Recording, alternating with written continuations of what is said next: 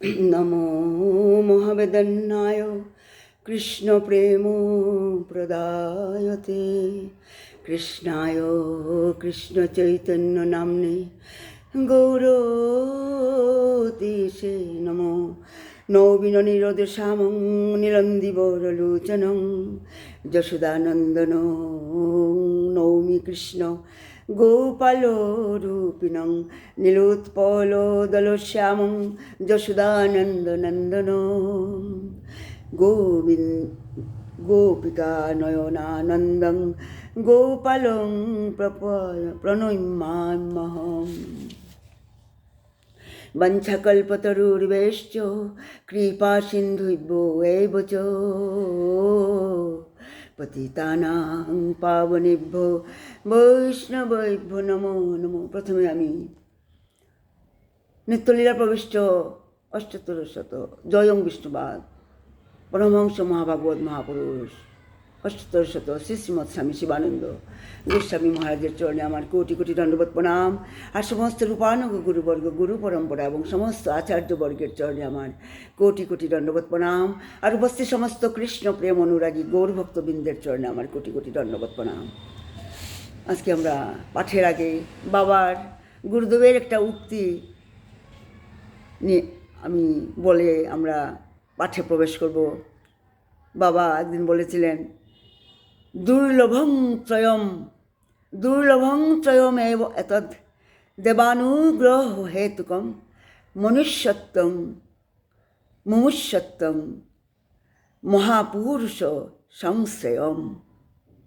এই তিনটা জিনিস খুব দুর্লভ। মানে এক নম্বর কি দুর্লভ, সেটা হচ্ছে মনুষ্য জন্ম লাভ। 84 কোটি জন্ম পার হয়ে আমরা মনুষ্য জন্ম লাভ করি, তাই দুর্লভ মানব জন্ম। এক নম্বর হচ্ছে মনুষ্য জন্ম লাভ দুর্লভ, আর দুই নম্বর হচ্ছে সংসারের বন্ধন থেকে মুক্তি লাভের ইচ্ছা।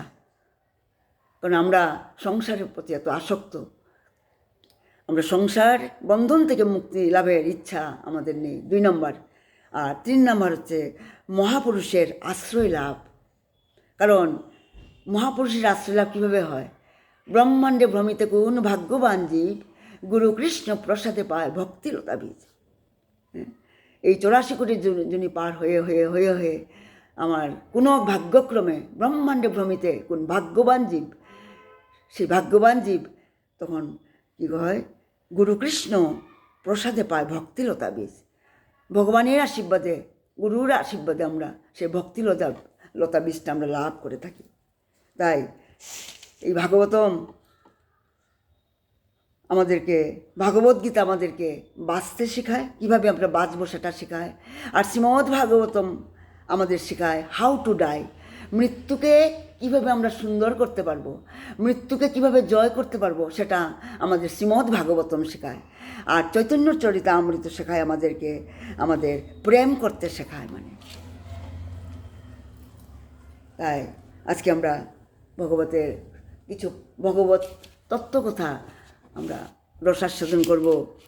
আমরা জানি গিরিরাজ গোবর্ধন, যেটা ভগবান শ্রীকৃষ্ণ সেই 5-6 বছরের বালক, সেই গিরি গোবর্ধন সেই ছোটো আঙুলের মধ্যে তুলেছিলেন। সেই গিরি গোবর্ধন কিন্তু একটা সাধারণ পর্বত নয়, কিন্তু সেটা হচ্ছে এই গিরিরাজ কে? আসলে কৃষ্ণস্য অন্যতমম রূপং, ভগবান শ্রীকৃষ্ণের দ্বিতীয় রূপ হলেন এই গিরিরাজ গোবর্ধন। গিরিরাজ হচ্ছেন ভগবানের শৈলস্বরূপ। শৈল মানে কি? শৈল মানে পর্বত। ভগবান স্বয়ং পর্বত হয়ে এসেছেন। যেভাবে জগন্নাথ কীভাবে দারু ব্রহ্মা রূপে এসেছিলেন। এটা লগ মানে কাঠের লগ, বড় বড় কাঠের 3টা ভাসছিল, স্বপ্নে দেখিয়েছিল সেই উড়িষ্যার মহারাজ প্রতাপরুদ্রকে, না ইন্দ্রধর্ম প্রতাপরুদ্রের গ্র্যান্ডফাদার ইন্দ্রধর্ম রাজাকে। আর সেই দারু ব্রহ্মা তাকে বলা হয় জগন্নাথকে। সেই দারুর থেকেই তো তার মূর্তি তৈরি করা হয়েছিল। তাই আমরা দেখছি ভগবান নানা রূপে আসেন। এই গিরিরাজ গোবর্ধন হচ্ছেন ভগবান শ্রীকৃষ্ণের শৈলরূপ, মানে পর্বতরূপ। আমাদের 3জন মুখ্য দেবতা, সেটাকে ব্রহ্মা বিষ্ণু মহেশ্বর।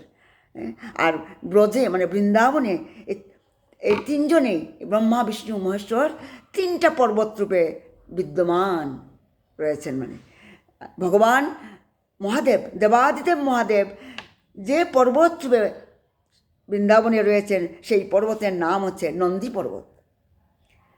নন্দী পর্বত রূপে ভগবান শিব বৃন্দাবনে অবস্থান করছেন।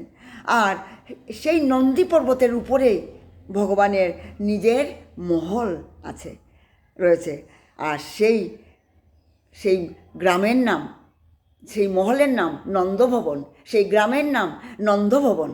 সেটা নন্দী পর্বতের একটু উপরে, সেটা হচ্ছে ভগবানের গ্রাম, নন্দগ্রাম, নন্দভবন। আর আর ব্রহ্মা, স্বয়ং ব্রহ্মা যেই মানে পর্বতরূপে বৃন্দাবনে বিদ্যমান রয়েছেন, সেই পর্বতের নাম হলো ব্রহ্মগিরি পর্বত, ব্রহ্মগিরি পর্বত। আর এই ব্রহ্মগিরি পর্বতের উপরেই রাধারানীর, আমাদের বিশ্বমানন্দিনী অষ্টসখী শিরোমণি রাধারানীর নিবাস করছেন। আর সেই গ্রামের নাম হলো বর্ষানা। আপনারা তো সবাই নিশ্চয়ই গেছেন বর্ষানাতে, পাহাড়ের উপর। সেটা ব্রহ্মা যে ব্রহ্মগিরি পর্বত, তার উপরেই বর্ষানা, মানে রাধারানীর গ্রাম, যেখানে রাধারানী নিবাস করছেন। বৃষভানু রাজার রাজপ্রাসাদ সেই বর্ষানাতে। আর তৃতীয় হচ্ছেন ভগবান শ্রীহরি, আমার গোবিন্দ আমার। আর স্বয়ং ভগবান এখানে আছেন কিভাবে? গোবর্ধন রূপে, পর্বত রূপে বিদ্যমান রয়েছেন এই ব্রজমণ্ডলের মধ্যে। ভগবান এখানে গিরিরাজ পূজার মাধ্যমে জগতে স্বয়ং নিজের দ্বিতীয় রূপকে প্রতিষ্ঠিত করেছেন। যদিও ভগবান ব্রজবাসীদেরকে বলেছিলেন, যদি পূজা করতে হয় তবে প্রকৃতিকে পূজা করো। ভগবান শ্রীকৃষ্ণ সে ছোট্ট বালক বৃন্দাবন গোপগোপীদের নন্দবাবাকে বলেছিলেন, তোমরা প্রকৃতিকে পূজা করো। কিছু পূজাই যদি করতে হয় প্রকৃতিকে পূজা করো, কারণ ভগবান তার মধ্যে বিরাজমান। যেভাবে আমরা দেখেছি কপিল ভগবান, যিনি কর্দম মুনির এবং দেবাহুতির পুত্র, স্বয়ং ভগবান কপিল দেব হয়ে এসেছিলেন। কপিল দেব তার মাতা দেবাহুতিকে যখন প্রকৃতি এবং পুরুষের বর্ণনা করেছিলেন সাংখ্য দর্শনে, সেখানে বলেছিলেন পুরুষ কোথায় বিদ্যমান রয়েছে, যে পুরুষ প্রকৃতির মধ্যে বিদ্যমান, প্রকৃতির মধ্যে পুরুষ বিদ্যমান। পুরুষের এবং প্রকৃতির মধ্যে কোনো ভেদ নেই, পার্থক্য নেই। পুরুষের বিবেক থেকেই এই প্রকৃতির উৎপত্তি হয়েছে। মানে আর প্রকৃতির মধ্যেই পুরুষ স্থিত রয়েছে। আপনারা মন দিয়ে শুনবেন, খুব তত্ত্ব সিদ্ধান্তের কথা এগুলি। তাই পুরুষের বিবেক থেকে প্রকৃতির উৎপত্তি, আর প্রকৃতির মধ্যেই পুরুষে মানে বিদ্যমান স্থিত রয়েছেন। সুতরাং ভগবান প্রকৃতির মধ্যেই স্থিত রয়েছেন। এই যে বৃক্ষ, নদী, গাছপালা, পাহাড়, পর্বত, প্রত্যেকটি জিনিসের মধ্যে ভগবান আছেন, বিদ্যমান রয়েছেন। আর আমরা প্রকৃতির মধ্যে ভগবানকে আমরা দেখতে পাই না। এটাই শুধু পার্থক্য। এই আমলকির মধ্যে, এই যে আমলকি বৃক্ষটা, আমলকি গাছ, যে তার মধ্যে স্বয়ং ভগবান মানে বিষ্ণু নিবাস করেন। আর বটবৃক্ষের, বটগাছের মধ্যে স্বয়ং দেবাদিদেব মহাদেব নিবাস করেন। আর পিপল বৃক্ষের মধ্যে স্বয়ং ব্রহ্মা নিবাস করছেন। তাই শাস্ত্রে এই প্রকৃতির পূজার বিধান দেওয়া হয়েছে। আমার মনে আছে, বাবা যখন গুরুদেব, আমি যখন বেনারসে অনেক আগে এসেছিলাম, অনেক আগে, তখন আমি দেখেছি বাবার আশ্রমের সামনে সেই সোনিকা পার্ক একটা আছে, সেখানে একটা বিশাল বড় একটা পিপল বৃক্ষ আছে। আর বাবা রোজ যখনই ওই রাস্তা দিয়ে যেতেন, একদম নতজানু হয়ে প্রণাম করতেন সেই গাছটাকে। তাই প্রত্যেকটি বৃক্ষই পূজনীয়। তাই বলা হয়েছে যে, আর তুলসী বৃক্ষ তো পুজো আমরা করি। আর আমলকি বৃক্ষের পূজার অত্যন্ত মহিমাও রয়েছে। কিন্তু ভগবান খুবই খুশি হন যদি আমরা আমলকি বৃক্ষের, বিশেষ করে কার্তিক মাসে আমরা পূজা করি। আর আমরা আমলকির, সেটাও আবার উল্লেখ আছে, শাস্ত্রে উল্লেখ আছে। আমরা কার্তিক মাসে যদি আমরা আমলকির রস দিয়ে যদি আমরা স্নান করি, বা জলে তিল মিশিয়ে স্নান করলে আমরা পিতৃঋণ এবং দেবঋণ, মানে পিতৃগণ এবং দেবগণ খুবই খুশি হন। মানে আর আমরা সে কার্তিক মাসে তো আমরা আবার অর্ঘ্য তর্পণও আমরা দিই, অর্ঘ্য ভগবানকে অর্ঘ্য দিয়ে প্রণাম করতে হয়। আরেকটা কিন্তু মনে রাখতে হবে, তর্পণ আর অর্ঘ্য কিন্তু এক জিনিস, আলাদা জিনিস। আমরা দেবতাদেরকে আমরা তর্পণ দিই না, আমরা কখনো দেবতাকে তর্পণ আমরা করি না। তর্পণ শুধু হয় পিতৃগণের জন্য, আর দেবতাদের আমরা কি করি, অর্ঘ্য দিতে হয়। আর অর্ঘ্যর মধ্যে আবার মুদ্রার আছে, মানে দুই হাত দিয়ে সামনে অর্ঘ্য দিতে হয়। যেভাবে শাস্ত্রে এরকম অনেক, আমি কয়েকদিন আগেও আমরা শাস্ত্র অনেক সদাচার নিয়ে আমরা আলোচনা করেছিলাম ক্লাসে। যেভাবে বাম মানে হাত দিয়ে, মানে গ্লাসটা বাম হাত দিয়ে ধরে জল খেতে নেই, সেটা সুরাপানের সমান হয়। ডান হাত দিয়ে খাওয়া উচিত। তাই আমরা দেখছি এই শাস্ত্রের সদাচার। তাই এই গিরিরাজ পর্বত, গোবর্ধন পর্বত, রাধাকুণ্ড স্নান, এইগুলিরও অনেক মহিমা আছে। আমি একটা ছোট্ট একটা লীলা বলছি। এক সময় নন্দবাবা কি করেছিলেন, কারণ নন্দবাবা প্রত্যেকটা একাদশী করতেন, নির্জলা করতেন, তিনি নির্জলা একাদশী করতেন। তিনি কি করেছিলেন, একদিন নন্দবাবা একাদশী করে তিনি দ্বাদশীর দিনে কি করলেন, একাদশ্যাম নিরাহার সমপেশ্চ জনার্দনম স্নাতম নন্দস্য কালস্য সন্ধ্যা দ্বাদশম জলম্ভিষি, মানে দ্বাদশীর দিন ব্রহ্ম মুহূর্তে স্নান করে দেবতাদের অর্ঘ্য দিয়ে, পিতৃগণকে তর্পণ দিয়ে, তারপর ভগবত সেবা করে নিজে জপ আহ্নিক করে সূর্যোদয়ের পরে আমরা পালন করে থাকি দ্বাদশীর দিনে। আর নন্দবাবা কী করেছিলেন সেই দিন, মানে ব্রাহ্ম মুহূর্তের অনেক আগে উঠে পড়লেন, মানে দুটোর সময়, রাত্র দুটোই উঠে পড়লেন, কারণ ব্রহ্ম মুহূর্ত 3টার পরেই আরম্ভ হয়। তা কী করেছেন নন্দবাবা, ব্রাহ্ম মুহূর্তের আগে উঠে নদীতে স্নান করতে গেলেন, যমুনায়, নিশাকালে, সেটা নিশাকাল ছিল। অ্যাকচুয়ালি এই সময় মানে 12টা থেকে 3টে পর্যন্ত রাত্রে বাইরে বের হওয়া উচিত নয়, কারণ তখন সেই সময় বরুণের দূত অনুচররা তারা ঘোরাফেরা করে এই 12টা থেকে 3টা পর্যন্ত, মানে 2:30 পর্যন্ত, মানে। আর নন্দবাবা 2টোর সময় স্নান করতে গেছেন যমুনায়। সেই সময় যমুনার দূতরা নন্দবাবাকে কী করলো, নিয়ে চলে গেলেন, কোথায় চলে গেলেন, বরুণ লোকে, মানে বরুণ লোকের রাজধানী হচ্ছে বিভাবরীতে চলে গেলেন। আর সকাল পেরিয়ে দুপুর হলো, আর এদিকে যশোদামা, গোপ বালকরা, ব্রজবাসীরা সবাই চিন্তা করছে নন্দবাবা সেই যে সকালে স্নান করতে গেছে এখনও আসেনি, সবাই চিন্তিত। মা যশোদা কাঁদছেন, আর কারণ ঘুম থেকে উঠে তাকে দেখা যাচ্ছে না। আর ভগবান শ্রীকৃষ্ণ, তিনি তো স্বয়ং কৃষ্ণাস্ত ভগবান, তিনি মানে অপেক্ষা করছিলেন বরুণ হয়তো ছেড়ে দেবে পিতাকে, কিন্তু বরুণদেব নন্দবাবাকে ছাড়েননি। ভগবান তাই ভাবলেন এখন আমাকে স্বয়ং যেতে হবে। তাই ভগবান সুধা তিনি বরুণ লোকে গিয়ে উপস্থিত হলেন। সবাই ভগবানকে স্বাগত জানিয়ে পুষ্পবৃষ্টি করছেন। বরুণদেব ভগবানকে সিংহাসনে বসিয়ে নিজে পায়ের কাছে বসলেন। ভগবান বরুণের এই অতিথি আপ্যায়নে খুব খুশি হলেন, বললেন, আমি খুব খুশি হয়েছি বরুণ তোমার উপর। তুমি জানো না তুমি কাকে তুমি বন্দি করে এনেছো, তুমি জানো না? তিনি আমার পিতা নন্দবাবা। আমি জানি প্রভু, আমি ইচ্ছা করি আমি ছাড়িনি, কারণ আমার ইচ্ছা ছিল, কারণ আমি যদি ছেড়ে দিই আপনার দর্শন তো আমি পাবো না, তাই আমি ছাড়িনি। আর তাই তো আজ আমি আপনার দর্শন পেলাম আমি।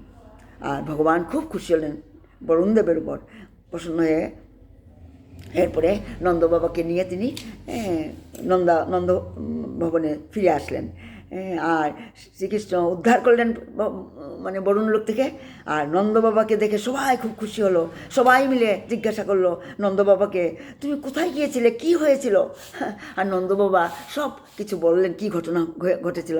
তারপর সব ব্রজবাসীরা যারা একটু এল্ডারলি, যারা একটু বয়স্ক, সবাই নন্দবাবাকে ঘিরে বসলো আর জিজ্ঞাসা করলো, এই যে একটা কথা বলো তো নন্দ, যে এই যে তোমার ছেলে কৃষ্ণ, তার এত গুণ, এত সামর্থ্য, কোথা থেকে সে পেল এত বল, কোথা থেকে আসলো তার কাছে এত গুণ? সে তো তোমার ছেলে। তখন নন্দবাবা বলল, সে তো আমারই ছেলে। কারণ যখন গর্গাচার্য, তাদের কুলগুরু গর্গাচার্য যখন জন্মের পর নামকরণ করতে এসেছিলেন, তিনি বলেছিলেন, তোমার এই পুত্রের মধ্যে তস্মাৎ নন্দ আত্মজয়ন্তে নারায়ণ সমগুণে, নারায়ণের তোমার এই পুত্রের মধ্যে নারায়ণের সমস্ত গুণ হবে, মানে। আর তখন সেখানে বসে ছোটো ছোটো রাখাল বালকরাও সেখানে বসেছিল। নন্দবাবার মুখে সেই কথা শোনা মাত্র তারা দৌড়ে কৃষ্ণের কাছে গেল। রাখাল গোপবালকরা, সুদামা, মধুমঙ্গল, শ্রীরাম সবাই গিয়ে কৃষ্ণকে বলল, আমরা এইমাত্র নন্দবাবার মুখে শুনে এসেছি তুমি ভগবান। তখন ভগবান কৃষ্ণ বললেন, না না না বাবা, সব বাবারাই নিজের ছেলেকে ভাবে ভগবান, আমি ভগবান টগবান কিছুই নই। না না না, সেই গোপবালকরা, তুমিই ভগবান, তুই ভগবান না হলে তুই আজকে বরুণ লোক থেকে নন্দবাবুকে উদ্ধার করলে, তুমি সে কালিয়কে মারতে কে পারবে মারতে? গোবর্ধনকে এক আঙুলের উপর কে ধরতে পারবে? আমরা বুঝে গেছি যে তুমিই হচ্ছে ভগবান। আচ্ছা আচ্ছা আচ্ছা, ঠিক আছে, আমিই ভগবান, তবে এখন কি করতে হবে? কৃষ্ণ জিজ্ঞাসা করলো গোপাল বালকদের। তখন গোপবালকরা বলল যে আমরা শুনেছি ভগবান না মানে বৈকুণ্ঠে থাকেন। কারণ ব্রজাঙ্গনেরা, গোপবালকরা, বৃন্দাবনবাসীরা তারা মানতেই চাইতো না যে ভগবান শ্রীকৃষ্ণ হচ্ছেন স্বয়ং ভগবান। তাই তারা বলল, সেই গোপালকরা ভগবান কৃষ্ণকে বলল যে বৈকুণ্ঠ, ভগবান শুনেছি আমরা বৈকুণ্ঠে থাকে, চলো আমাদেরকে একবার বৈকুণ্ঠে ঘুরিয়ে আনো, কারণ তুমি যা চাও তাই তো করতে পারো, আমাদেরকে বৈকুণ্ঠে নিয়ে চলো। ভগবান দেখলেন ভক্তের ইচ্ছা হয়েছে, ভক্তের ইচ্ছা পূর্ণ করতে হবে, কারণ তিনি হচ্ছেন বাঞ্ছাকল্পতরু।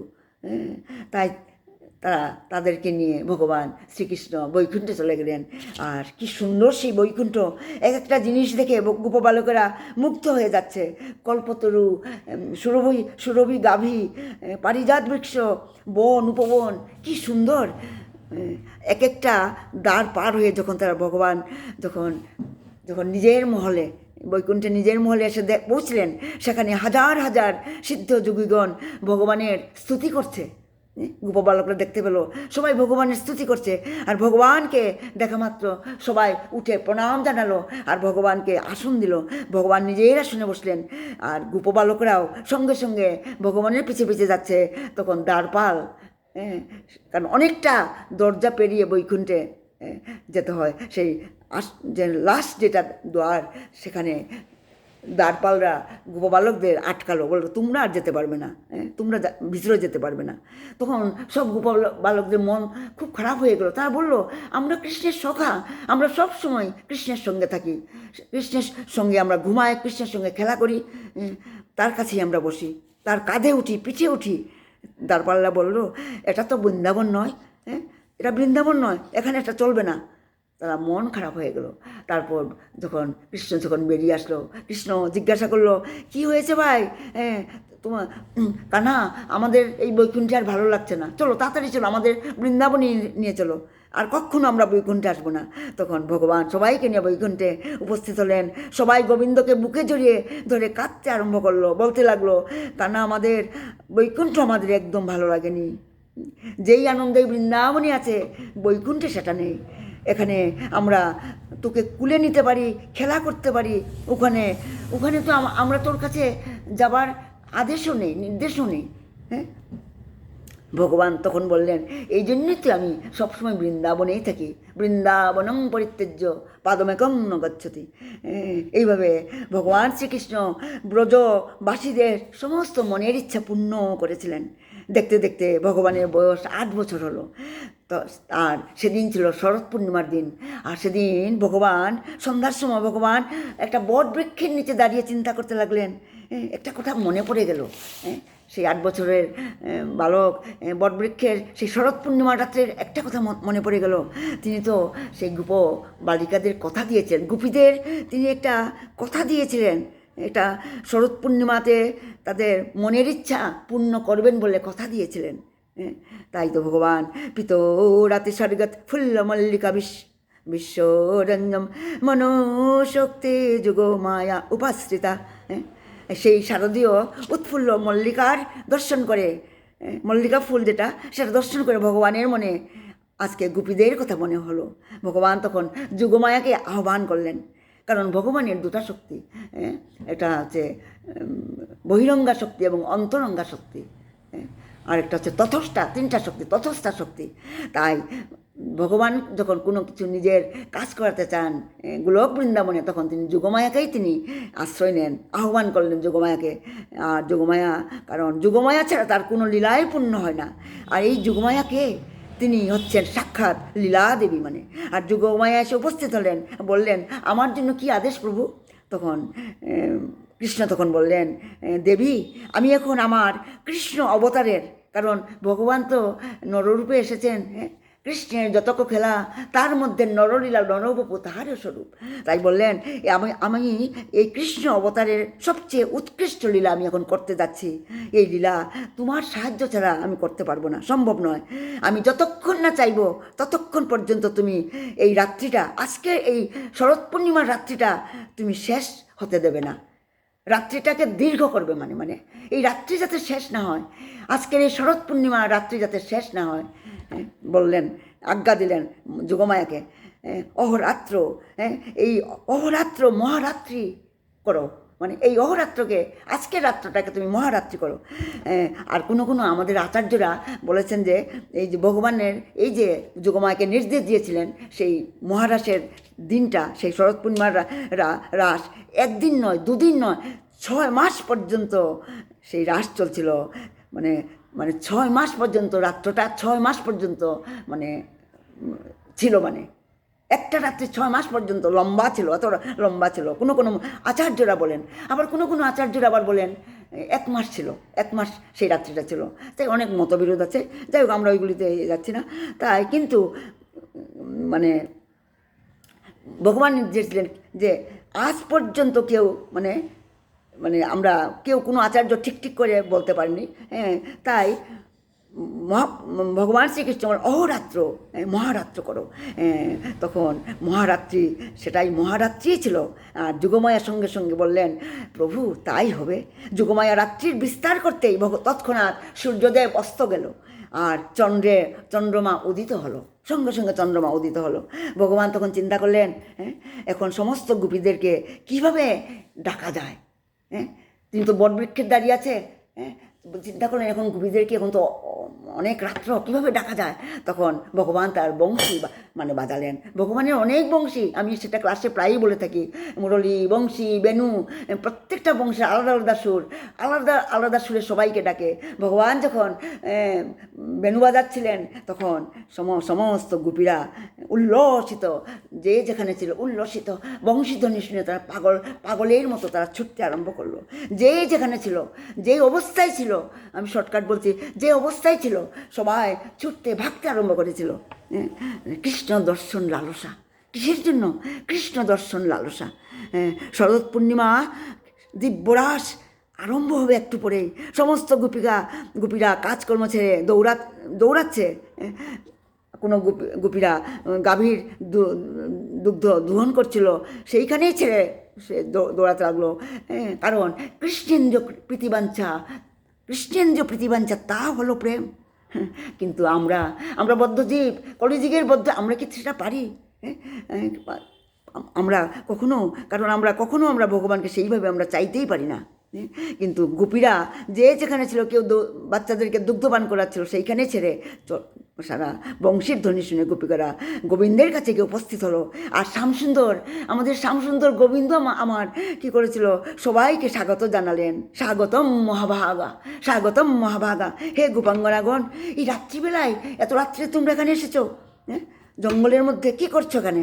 যাও নিজের বাড়ি চলে যাও, ফিরে যাও। তোমাদের আসার কারণ কি? তোমাদের কর্তব্য হলো সংসারে যাও, সবার সেবা করো, আর যাও, বাড়ি ফিরে যাও, নইলে তোমাদের দুর্নাম হবে। তখন গোপীরা তখন বলল, তুমিই তো আমাদেরকে ডেকেছো, তুমিই হচ্ছে জগৎপতি, পরম পিতা, তুমি জগৎবন্ধু, তাই তুমিই আমাদের পতি, কারণ তুমি হচ্ছেন জগৎবন্ধু, জগতের নাথ তুমি। তমেব মাতা চ পিতা তমেব বন্ধুশ্চ সখা তমেব, সর্বস্ব তো তুমি, তোমাকে ছাড়া আমরা কোথাও যাব না, আমরা এখান থেকে যাব না। তোমার সঙ্গে আমাদের সম্পর্ক চিরদিনের সম্পর্ক, কিন্তু আমরা সেই সম্পর্ক ভুলে গেছি। তার জন্যে তো আজকে আমরা এই জ্বালা ভোগ করছি। তাই গোপীরা বলছে, তোমার সঙ্গে আমার চিরদিনের সম্পর্ক, আর এই যে স্বামী পুত্রের সঙ্গে সম্পর্ক সেটা আজ আছে, কাল থাকবে না। তাই ভগবান আসলে তাদেরকে পরীক্ষা করছিলেন।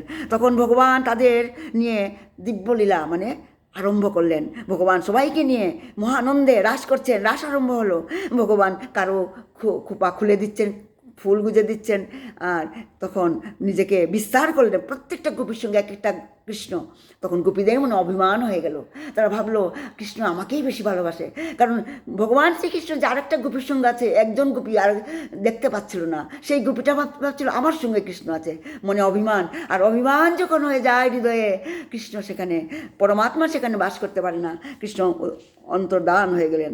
আর খুঁজতে খুঁজতে তারা যখন কৃষ্ণকে সমস্ত বনে না পেয়ে হঠাৎ দেখলেন একটা পদচিহ্ন, কৃষ্ণের পদচিহ্ন দেখে চলতে চলতে হঠাৎ দেখেন সেই কৃষ্ণের পদচিহ্নের সঙ্গে আরেকটা পদচিহ্ন, সেই রাধারানীর পদচিহ্ন। ও রাধারানী সঙ্গে শুধু রাধারানীকে সঙ্গে নিয়ে গেছে। কিছুক্ষণ তারা গিয়ে দেখলো যে সেই পদচিহ্ন আর নেই, সেই গোপীর পদচিহ্ন। হঠাৎ দেখলো সেখানে কে একটা বসে কাঁদছে। গিয়ে দেখলো রাধারানী বসে কাঁদছে। হে রাধে, তুমি এখানে, তুমি কৃষ্ণের সঙ্গে যাওনি? তখন রাধারানী বললে আমারও মনে অভিমান হয়ে গেছে। আমি কৃষ্ণ আমাকে নিয়ে যখন যাচ্ছিল, তখন আমার মনে অভিমান হয়েছিল। আমি কৃষ্ণকে বলেছিলাম, হে কানহা, আমার না পায়ে, আমি চলতে পারছি না, আমাকে তুমি কাঁধে উঠাও। আমার অভিমান হয়ে গেছিল, শুধু কৃষ্ণ আমাকেই শুধু ভালোবাসে। আর তখনই কৃষ্ণ আমাকে ছেড়ে চলে গিয়েছিল। তখন সব গোপীরা মিলে রাধারানী সহ তারা যমুনার তীরে গেল। আর সেখানে গিয়ে তারা কী করতে লাগলো, কাঁদতে লাগলো, আর গোপীগীত করতে লাগলো। গোপীগীত আমি সেদিন আগের দিন ক্লাসে বলেছিলাম, গোপীগীত আমাদের প্রত্যেক দিন শোনা উচিত, করা উচিত। সেটা মহাপ্রভু আমাদেরকে বলে গেছেন। তবু কোথাম মৃত তপ্ত জীবন কবিবিরিত কলেম সাপহম শ্রবণ মঙ্গলম শ্রীমদা তোত ভুবি বিনন্তিতে ভরিদা জনা। সেই রাসের মধ্যে অনন্ত গোপীগণ এসে উপস্থিত হলেন। তখন কৃষ্ণ এসে তাদের গোপীগীত শুনে আর থাকতে পারলেন না। তিনি এসে প্রকট হলেন আর বললেন যে আমি হেরে গেলাম তোমাদের কাছে। হে গোবিন্দ, আজ যদি তোমার দর্শন না পেতাম আমাদের প্রাণ বেরিয়ে যেত। সমস্ত গোপীরা বলল, আমি তোমাদের অভিমান দেখে আমি চলে গিয়েছিলাম, তবে বললো যে আমি তোমাদের ঋণ আমি জন্মান্তরও আমি শোধ করতে পারবো না। তোমরা আমাকে এত প্রেম ভালোবাসা দিয়েছো, আমি জন্মান্তরও সেটা আমি ফিরিয়ে দিতে পারবো না। দেখতে দেখতে গোপীর মানে কৃষ্ণ তখন কী করলো, প্রত্যেক গোপীর সঙ্গে এবার দুটা কৃষ্ণ হলো, বাম দিকে আর ডান দিকে। আগে একজন গোপী ছিল, এখন দুজন গোপী নিজেকে বিস্তার করলেন। He has manifested himself. ডান দিকে মানে এক একটা গোপীর ডান দিকে আর বা দিকে কৃষ্ণ, দুটা কৃষ্ণ। তো আর শাস্ত্রে উল্লেখ আছে যে সেই মহারাসে, শরৎ পূর্ণিমা মহারাসে কোটি কোটি গোপী, 1000 2000 নয়, কোটি কোটি গোপী সেখানে মহারাস করছিল। আর কোটি কোটি মানে মানে কৃষ্ণ, দুজন কৃষ্ণ প্রত্যেক গোপীর সঙ্গে নেচে মহারাস শুরু হয়েছিল। এই রাস দর্শন করে কি হয়েছিল, কৈলাস থেকে মহাদেব শিব আর থাকতে পারলেন না। তিনি যাবার ইচ্ছা করলেন মহারাসে মানে যোগদান করতে ইচ্ছা করলেন, কারণ পার্বতী মা অলরেডি তিনি এসেছিলেন। তাই মহাদেব যখন সেই রাসের মধ্যে ঢোকার জন্য চেষ্টা করলেন, তখন আমাদের ললিতা দেবী, সে অষ্টসখীর যে প্রধানা ললিতা দেবী বাধা দিলেন। হে বাবাজি, কোথায় যাচ্ছ তুমি? মহাদেব বললেন, আমি রাস দর্শন করতে যাচ্ছি। তখন ললিতা বলল, তুমি জানো না বাবা, এই রাসে কোনো পুরুষের প্রবেশ নেই, একমাত্র গোপীরাই প্রবেশ। মানে সেখানে একটাই মাত্র পুরুষ, সব প্রকৃতি, সব অ্যাকচুয়ালি গোপী। প্রকৃতি তো মানে ফিমেল, মানে গোপীরা শুধু সেখানে পারবে। তাই তোমাকে গোপী হতে হবে আগে, তবেই যোগদান দিতে পারবে। তখন মহাদেব বললেন, আমাকে কি করতে হবে? সবই এইগুলি লীলা অ্যাকচুয়ালি। তখন ললিতা বলল, যাও তুমি যমুনার ওই পারে মানসরোবর আছে, সেই মানসরোবরে তুমি ডুব দাও গিয়ে, আর তোমার পুরুষত্বের ভাব চলে যাবে আর গোপী ভাব লাভ করবে। আর সেখানে রাধারানীর কৃপায় গোপী ভাব লাভ করা যায়। সুতরাং যাও তুমি সেখানে গিয়ে ডুব দিয়ে আসো। মহাদেব সঙ্গে সঙ্গে মানসরোবরে ডুব দিলেন। আর ডুব দেওয়ার সঙ্গে সঙ্গে ভোলানাথ, আমাদের ভোলানাথ গোপী হয়ে গেলেন, আর নাম হলো তার গোপেশ্বর মহাদেব। আপনারা নিশ্চয়ই বৃন্দাবনে যখন যাবেন, রাধাকুণ্ডের পাড়েই আমরা যখন পরিক্রমা করি, রাধাকুণ্ড শ্যামকুণ্ড, প্রথমেই আছে গোপেশ্বর মহাদেব। হ্যাঁ, সেই গোপেশ্বর মহাদেব, তাই আজও আমাদের ভোলানাথ বৃন্দাবনে গোপেশ্বর মহাদেব বিদ্যমান রয়েছেন। গুপি শ্বাস সেজে ভোলানাথ সেই রাসের মধ্যে প্রবেশ করেছিলেন। হ্যাঁ, আর গোবিন্দ তখন রাধারানী এবং অন্যান্য সখীদের সঙ্গে নৃত্য করছিলেন। আর স্বর্গের, আর সেদিন সেই শরৎ পূর্ণিমার রাত্রিতে স্বর্গের দেবতারা পর্যন্ত মানে নৃত্য আরম্ভ করেছিল। অনন্ত কোটি ব্রহ্মাণ্ডের গোপী গণ এসে সেই রাসে যোগদান করেছিল। আর সুখদেব গোস্বামী পরীক্ষিত মহারাজকে বলছেন, এই দিব্য রাসের কথা তিনি বর্ণনা করছিলেন। আর এই দিব্য রাসের কথা যে ঠিক আছে, এই দিব্য রাসের কথা যে নিত্য শ্রবণ করে ভগবান তার হৃদয়ের সমস্ত রোগ মানে নাশ করে দেয়। কারণ রাস হচ্ছে গোবিন্দের হৃদয়ের কথা। রাস হচ্ছে গোবিন্দের হৃদয়ের কথা। আর যেই জীব গোবিন্দের হৃদয়ের কথা শ্রবণ করবে, তাহলে কিভাবে গোবিন্দ তার হৃদয়ের মধ্যে রোগ রাখবেন, সেই হৃদয়ের রোগ হরণ করে নেন। তাই রাস এবং রস দুটা জিনিস। তাই আমরা দেখছি সে যেভাবে আমাদের শরীরে যেভাবে আমাদের প্রাণ আছে, ঠিক সেইভাবে ভগবানের প্রাণ হচ্ছে এই রাসের 5টা ভাগ আছে। এই রাসটা যে রাস মহারাস হয়েছিল, সেটা দশম খণ্ডে উল্লেখ আছে। 29 নম্বর শ্লোক থেকে 29 থেকে 33 বোধহয় আছে, মানে 29 অধ্যায় থেকে 33 অধ্যায় পর্যন্ত এই রাসের বর্ণনা আছে। পঞ্চাধ্যায় বলা হয় সেটাকে, 5টি ভাগে ভাগ করা হয়েছে। যে নিত্য এই 5টি অধ্যায় পাঠ করে বা শ্রবণ করে ভগবান তার উপর অনুগ্রহ করেন। আর এদিকে কী হয়েছে, দেবর্ষি নারদ তখন কী করলেন, দেবতাদের পাঠালেন সেখানে। কারণ দেবর্ষি নারদ চিন্তা করলেন যে ভগবান যদি মানে সেই রাস নিয়েই মত্ত থাকেন, তবে কিভাবে অসুর দমন হবে। যেভাবে রামচন্দ্রকে সমস্ত দেবতা মিলেই তো রাজমহল থেকে জঙ্গলে নিয়ে এসেছিলেন, কারণ সেই দেবতারাই তো সে কৈকেয়ীর বুদ্ধিকে মানে বিপরীত করিয়ে দিয়েছিল। হ্যাঁ, আর কৈকেয়ীর দ্বারা 14 বছরের বনবাস হয়েছিল রামচন্দ্রের, সেটা দেবতারাই করেছিলেন। তাই যে নারদ মুনি দেবতাদের পক্ষ থেকে তিনি এসেছিলেন, এসে ভগবানকে, কারণ ভগবান যদি মানে রাসেই করতে হবে, দমন কীভাবে হবে অসুর, তাই আমার তো সময় শেষ গেছে। তাই প্রভু রামচন্দ্র যদি রাজমহল থাকে, তবে বনের এই অসুরদের কীভাবে উদ্ধার হবে, আর রাবণের সংহার কীভাবে হবে।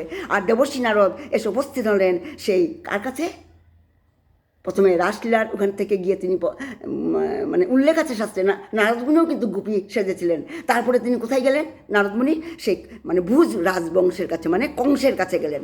আর কংসকে, এটা খুব ইন্টারেস্টিং, আমার আরও কিছু ছিল। সে কংসের কাছে গেলেন, আর কংসকে গিয়ে বললেন, মানে আপনার শত্রু তো এখনও আছে, আপনি কিছুই করতে পারলেন না। নারদ মুনি তো এই সময় কথা বলেন, যে এখনও কিছু করতে পারলেন না। কংস বললেন, আমি তো যত অসুর পাঠিয়েছি মারার জন্য, সেই 2 ভাইকে সব অসুর মারা গেছে।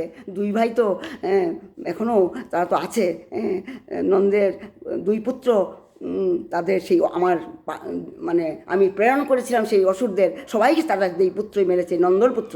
তখন নারদ কংসকে বললো, তারা নন্দ বাবার পুত্র নয়, তারা হচ্ছে একজন রোহিণী নন্দন আর একটা দেবকী নন্দন। রোহিণী নন্দনকে বলরাম, আর দেবকী নন্দন হচ্ছে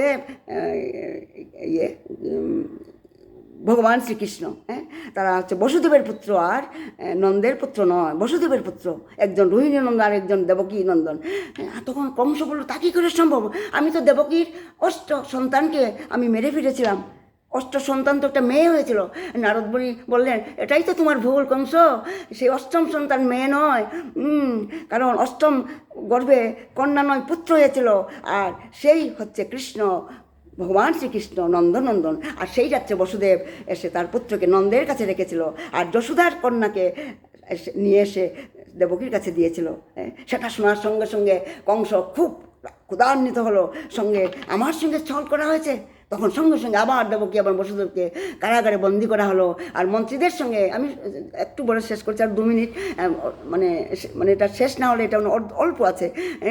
তখন মন্ত্রীদের সঙ্গে পরামর্শ করে কংস কী করলো, কীভাবে সেই কংস মানে কৃষ্ণ এবং বলরামকে মথুরাতে আনা যায় সেটা মন্ত্রণা করলেন মন্ত্রীদের সঙ্গে। আর স্থির করা হলো মানে বৃন্দাবনে একজনকে পাঠাতে হবে। কাকে পাঠাবেন চিন্তায় পড়লেন, এমন একজনকে পাঠাতে হবে যে অত্যন্ত তাদেরও প্রিয়। মানে তখন সে ঠিক করা হল অক্রূরকে পাঠাবেন। অক্রূরকে আদেশ দিলেন, যাও তুমি, যাও যাও। অংশ বললেন যে অক্রূর তুমি বৃন্দাবনে যাও এবং কৃষ্ণ বলরামকে এখানে নিয়ে আসো। গচ্ছন্নন্দ ব্রজম তত্র। স্বয়ং নারদ এসে আমাকে বলে গেছেন তারা নন্দপুত্র নয়, তারা বসুদেব পুত্র। তার মধ্যে কৃষ্ণ হচ্ছেন আমার কাল, আমার কাল, কৃষ্ণ হচ্ছে আমার কাল। তাই এই ধনুর্যজ্ঞে তাদেরকে নিয়ে আসো, অসুর দ্বারা তাকে আমরা মারবো, মানে হত্যা করব। অক্রূর তখন চিন্তা করলো আমাকে এই পাপের ভাগী হতে হবে, কারণ অক্রূর জানতো যে ভগবান শ্রীকৃষ্ণ সেই নন্দনন্দন কৃষ্ণ, ব্রজেন্দ্রনন্দন কৃষ্ণ স্বয়ং ভগবান। অক্রূর কৃষ্ণের সমস্ত লীলা শুনেছিল, তাই মনে মনে ভাবলো আমার এত পাপ হবে, কিন্তু আমি যদি না যাই তাই আমি কংসের হাতে আমার মৃত্যু হবে, তাই যাওয়াই ভালো, কারণ আমি সেই 2টা বালককে দর্শন করে আমার মৃত্যু আমার শ্রেয়। তাই আজ চলেছে অক্রূর বৃন্দাবনের পথে। আর বৃন্দাবনে সেই মানে যাওয়ার গিয়ে যখন প্রবেশ করলেন তখন প্রথমেই তিনি গোশালা দেখলেন, গোমাতা দর্শন করলেন। তারপরে শ্রীধাম মানে সে প্রথমে নন্দলয়ের গোশালা, তারপরে গোমাতা দর্শন করলেন। তারপর তিনি যখন নন্দবাবা যশোদামা বললেন আপনার আগমনের কারণ, বলে আমি আপনার 2 পুত্রকে নিয়ে যেতে এসেছি, এখানে মল্লযুদ্ধ হবে, এখানে নিমন্ত্রণ করা হয়েছে। সেটা শুনেই যশোদামা মানে আটকে উঠে বললেন না না না, তারা যাবে না, তাদের বদলে নন্দবাবা যাবেন। যশোদামা বললেন, অক্রূর বললেন রাজার আদেশ, কংসের আদেশ পালন করতেই হবে। যশোদামা বললেন আমি তাদের ছাড়া এক মুহূর্ত থাকতে পারবো না, যেতে দেবো না আমি। অক্রূর বলে উঠলেন যাদের তুমি আমার পুত্র বলছো, তিনি হচ্ছেন বসুদেবের পুত্র, তিনি হচ্ছেন স্বয়ং ভগবান। আমি আজ এখানেই বিরাম দিচ্ছি। নিতাই গৌ সীতানাথ প্রেমানন্দে, হরি হরি বল, হরি হরি জয়। শিবানন্দ বাবা কি জয়, ক্ষেত্রী ধাম কি জয়। হে কৃষ্ণ গোবিন্দ হরে মুরারি, হে নাথ নারায়ণ বাসুদেব, হে কৃষ্ণ গোবিন্দ হরে মুরারি, হে নাথ নারায়ণ বাসুদেব। আমাকে কিছু সময় দেওয়ার জন্য অনেক ধন্যবাদ। শ্রোতবা প্রণাম, সবাইকে প্রণাম। জয় শিবানন্দ বাবার জয়। প্রণাম প্রণাম প্রণাম। এখন চৈতন্য চরিতামৃত